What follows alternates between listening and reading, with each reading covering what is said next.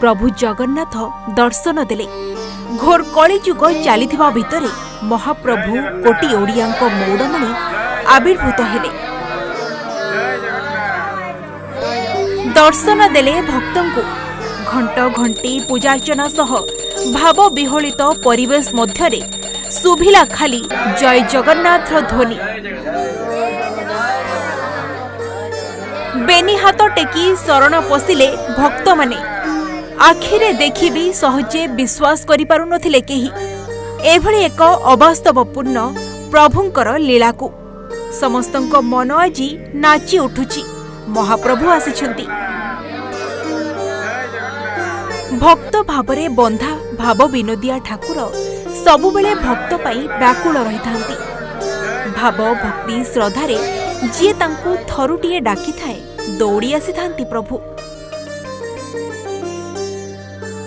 काहेकि ना से परा भक्त रंका। जुग जुगरु भक्त तांकर प्राण। भक्तंक पाई मानि नथांती किछि भी विधान। आउ एबे पुणी थरे मौड़मणि एमिति घरर कांथरे आविर्भूत होइछंती। महाप्रभु सबुबेले विभिन्न रूपरे भक्तंकु देखा देइथांती। आउ एमितिरे देखंतु किपरि भाबरे कांथरे दर्शन देइछंती जगतर नाथ प्रभु जगन्नाथ।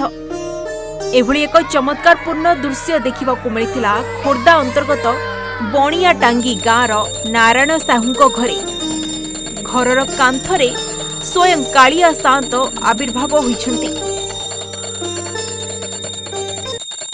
काली राति 8टा बेले मु दुकान फेरला पर मो झील मते कहला बापा गोटे अदृश्य शक्ति गोटे देखा देखिल। मु कांथु हनेली। कांथु हनेला पर ठाकुरंकर दीटा चका चका नयन मो देखिली। ता तळकु नाकचना भी मध्य थिले। नाकचना देखिली। देखला पर मु से गुण अनुभव कली जे प्रकृति रे प्रभुंकर दृश्यमान। तापर मु आम आगदुआरी आमर केदार बाबू जी सी अच्छा बर्तमान सरपंच ताकू से सी पुटी डाकिली। मुझे पुटी आसिल देख सी आसिले सागर दादा बसंत भाई सी भी आसिले। आसी देखिले। देखला आम से पड़िशारू आमर सब मंगू भाई का समस्त आसिले। समस्त गोटे देखिले। देखला समस्ते कहले ना ये प्रकृति ठाकुरंकर ये दृश्यमान होती। नारायण साहूंक घरे पिलामाने पाठ पढ़ुवा समय रे हठात तांको झियो देखिबाकू पाइथिले कालिया ठाकुरंकर सही अपरूपकू। घर लोकंकु डाकी से तुरंत देखाइथिले। ठाकुर तांको घरे आविर्भाव होइगले और दर्शन देले। साही पड़िसा माने आसी एही रूपकू दर्शन मध्य करुछंती। एही कथा एबे उक्त अंचल रे सबुठारु बड़ चर्चार विषय पालटिछि। महाप्रभुंकर रीतिनीति अनुଯାयी पूजार्चना मध्य आरंभ हो साराणी। जो दृश्य को निज चर्म चक्षुरे न देखिले विश्वास करि हेबनी। देखंतु एही दृश्य को कांथरे किभଳି महाप्रभुंकर अपरूप स्पष्ट देखा जाउछि। काली ट्यूशन कला बेले हठात किना मोर कांथ उपरे माने नजरटा पड़ा। तो मु देखला बेलू जगन्नाथंकर चित्रटा सेठी देखाला। तो मो पाखे जो पिला बसते मुझे कहली कि पिले देखिल ये कौन सेटा।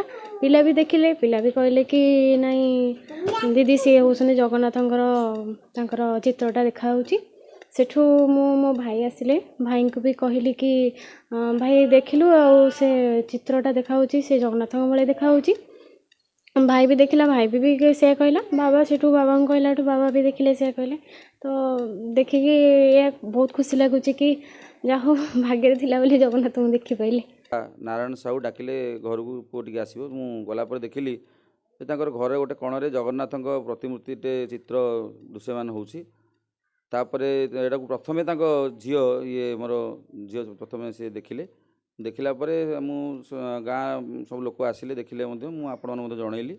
तेणु जगन्नाथंकर ये गोटे महिमा कहले अत्युक्ति हेबनी। कहते प्रभु सबठी विद्यमान अछंती। कांथरे अछंती, स्तंभरे अछंती, सर्वव्यापी सबुआड़े अछंती। यह प्रमाणित कर देखाई बणियाटांगी ग्राम नारायण साहू घरे जगतनाथ प्रभु जगन्नाथ। खोर्धारू सत्यनारायण दास रिपोर्ट ओडिशा भास्कर।